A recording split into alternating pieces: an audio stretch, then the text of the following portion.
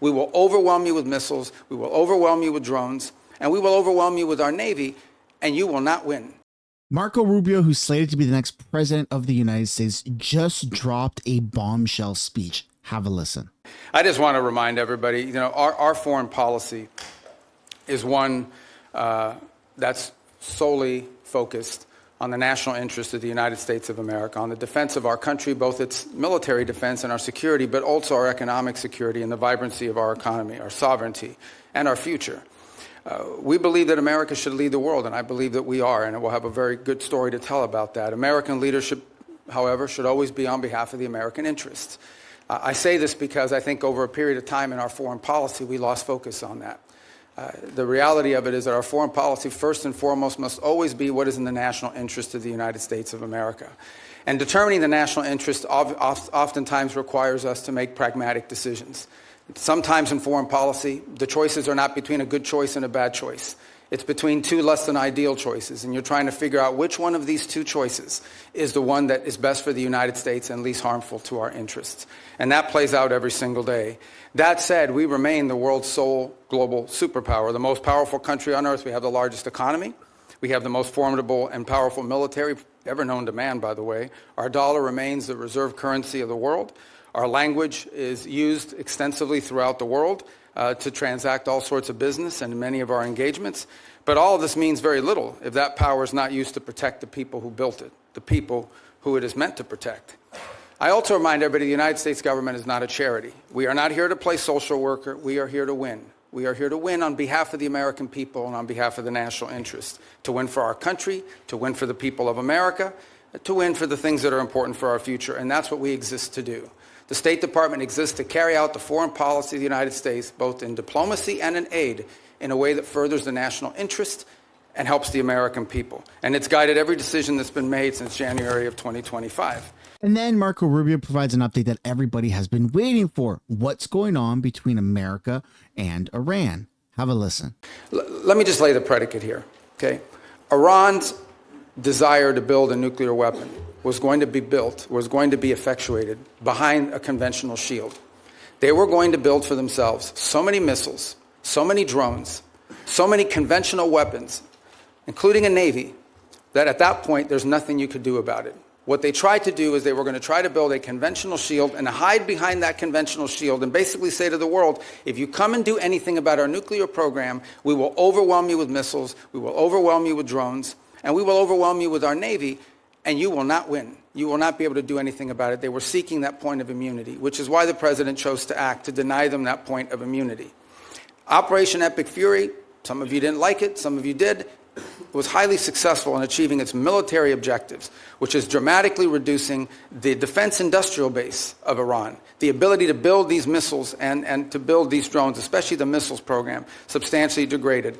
A substantial percentage, and I'll leave the exact numbers to the Department of War because I'm not a general and I'm not here to speak as a military planner, but a substantial degradation in the number of launchers that they have as well. They still have a lot of drones because these are easy to make. We all know it's not an Iran challenge. This is a global challenge. And it's playing out every single day around the world. I mean, Mexican cartels are using UAVs against each other. And we should imagine at some point may even use it against our interests.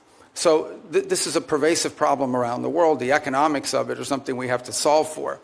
But nonetheless, even their drone building capability has been eroded. Today, there is no Iranian Navy. There is no such thing. There's a bunch of Boston whalers with machine guns on them, but there is no Navy. There is no Iranian Navy. It lies at the bottom of the ocean and will soon, within a number of years, be prime fishing spots because they'll turn into reefs. So my whole point is that the Iranian conventional shield has been substantially eroded. Now, in the aftermath of that, two things have happened. The first is they entered into a ceasefire.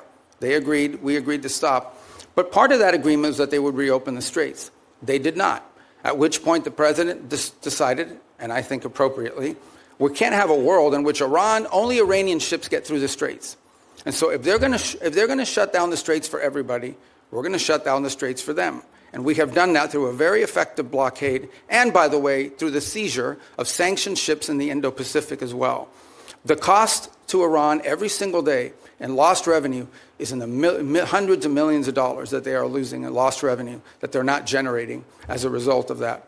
Now, we are in talks, and I say talks because talks with Iran are not like talks with Switzerland, okay? They're very different. They require the use of intermediaries, unfortunately. But there is the prospect before us, which could happen today, it could happen tomorrow, it could happen next week, that for the first time, certainly in my memory, they have agreed to negotiate aspects of their nuclear program that just a month ago, just a year ago, they were refusing to even mention, much less enter into discussions about. That is not a guarantee that ultimately it will lead to a deal that's acceptable to the Senate or acceptable to the American people. But we'll be able to engage them in a process to truly test the proposition of how far they're willing to go. Complicating that process, unfortunately, is their internal regime is somewhat fractured in the sense of it takes days to get responses from their system. We can go into more depth in your follow-up questions. But we're hopeful that something like that could happen in which the straits would reopen. We would enter into a period of negotiations on very specific topics, delineated negotiations, in the hope of reaching an outcome that's acceptable to us and something that they would be able to do as well. If it doesn't work out, then obviously we still have a problem with respect to their nuclear ambitions. But what they won't have is the conventional shield to hide behind any longer. This is a perfect instance of mess with the bull, get the horns. Mess with the United States, and you find yourselves up against the military-industrial complex, which nobody is winning that fight. Let me first bifurcate two things. The only reason there's a blockade, the only reason why there's a U.S. blockade is because Iran has closed they're firing on commercial ships, and they've mined large segments of Hormuz, international waters.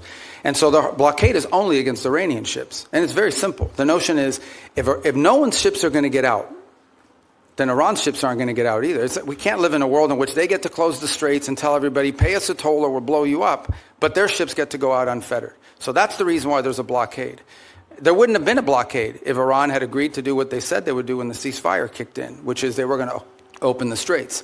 So let me just focus on the straits for a moment. Number one, what they're doing is unlawful and illegal. There isn't a country on earth, other than Iran, and maybe Oman that flirted with it, who's in favor of what Iran is doing in the straits. The Chinese are against it. The Russians are against it. Everyone is against it. The whole world is against it. So condition number one is they have to reopen the straits. And reopening the straits means the following. Ships can sail through international waters the way they can do through other choke points around the world without being fired upon, without paying a toll. That's condition number one. And then a retired Navy SEAL officer goes on Fox News and has this to say about President Trump and the situation involving Iran. Trump can sit with the blockade and continue to do damage to a comatose economy and continue to just eradicate it. And he holds all the leverage. And negotiations don't minimize leverage. Leverage happens, or negotiations happen because of leverage. So Trump is in a great position. And let me say this, I'll finish with this, to his comment about the Democrats relaxing.